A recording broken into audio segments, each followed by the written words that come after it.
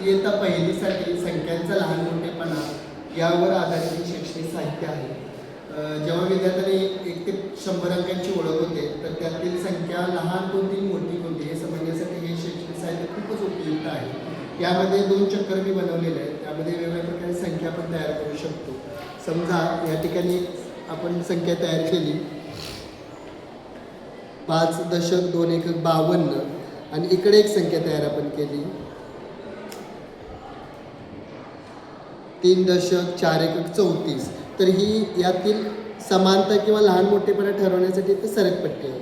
आता यामध्ये 52पेक्षा 34 ही लहान संख्या आहे, त्यामुळे हे चिन्ह या ठिकाणी अचूकपणे विद्यार्थी अशा प्रकारे लावतात. 52पेक्षा 34 ही लहान आहे.